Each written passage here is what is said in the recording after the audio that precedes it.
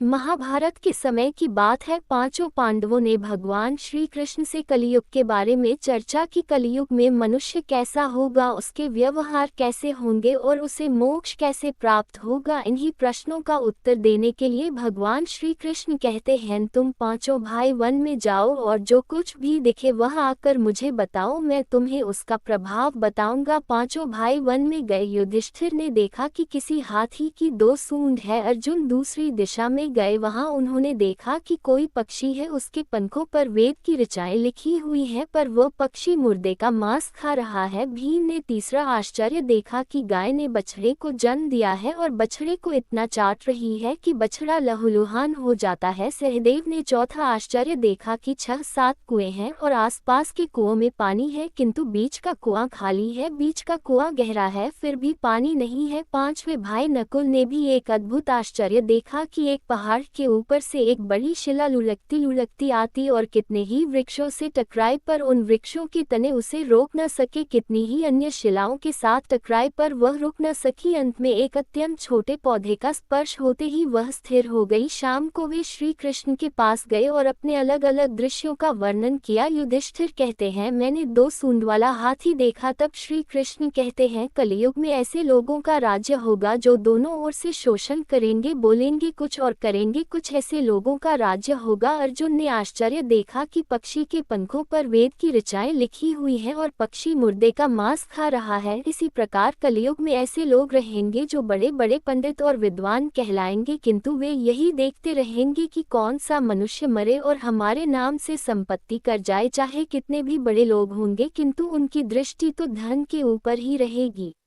ऐसे लोगों की बहुतायत होगी जो परधन को हरने और छीनने को आतुर होंगे, और कोई कोई विरला ही संत पुरुष होगा। भीम ने तीसरा आश्चर्य देखा कि गाय अपने बछड़े को इतना चाटती है, बछड़ा लहूलुहान हो जाता है। कलियुग का आदमी शिशुपाल हो जाएगा, बालकों के लिए इतनी ममता करेगा कि उन्हें अपने विकास का अवसर ही नहीं मिलेगा। किसी का बेटा घर छोड़कर साधु बनेगा तो हजारों व्यक्ति दर्शन करेंगे, किंतु यदि अपना बेटा साधु बनता होगा तो रोएंगे कि मेरे बेटे का क्या होगा। इतनी सारी ममता होगी कि उसे मोहमाया और परिवार में ही बांध कर रखेंगे और उसका जीवन वही खत्म हो जाएगा। यह शरीर मृत्यु की अमानत है, तुम्हारी आत्मा परमात्मा की अमानत है। सहदेव ने चौथा आश्चर्य यह देखा कि 5-7 भरे कुएं के बीच का कुआं एकदम खाली। कलियुग में धनाढ्य लोग लड़के लड़की के विवाह में, मकान के उत्सव में, छोटे बड़े उत्सवों में तो लाखों रुपए खर्च कर देंगे, परंतु पड़ोस में ही यदि कोई भूखा प्यासा होगा तो यह नहीं देखेंगे कि उसका पेट भरा है या नहीं। दूसरी ओर मौज मौज में शराब, कबाब, फैशन और व्यसन में पैसे उड़ा देंगे, किंतु किसी के 2 आंसू पोंछने में उनकी रुचि न होगी, और जिनकी रुचि होगी उन पर कलियुग का प्रभाव नहीं होगा, उन पर भगवान का प्रभाव होगा। पांचवा आश्चर्य यह था कि एक बड़ी चट्टान पहाड़ पर से लुढ़की, वृक्षों की तने और चट्टानें उसे रोक न पाए, किंतु एक छोटे से पौधे से टकराते ही वह चट्टान रुक गई। कलियुग में मानव का मन नीचे गिरेगा, उसका जीवन पतित होगा। यह पतित जीवन धन की शिलाओं से नहीं रुकेगा, न ही सत्ता के वृक्षों से रुकेगा, किंतु हरिनाम के एक छोटे से पौधे से, हरि कीर्तन के एक छोटे से पौधे से मनुष्य जीवन का पतन होना रुक जाएगा।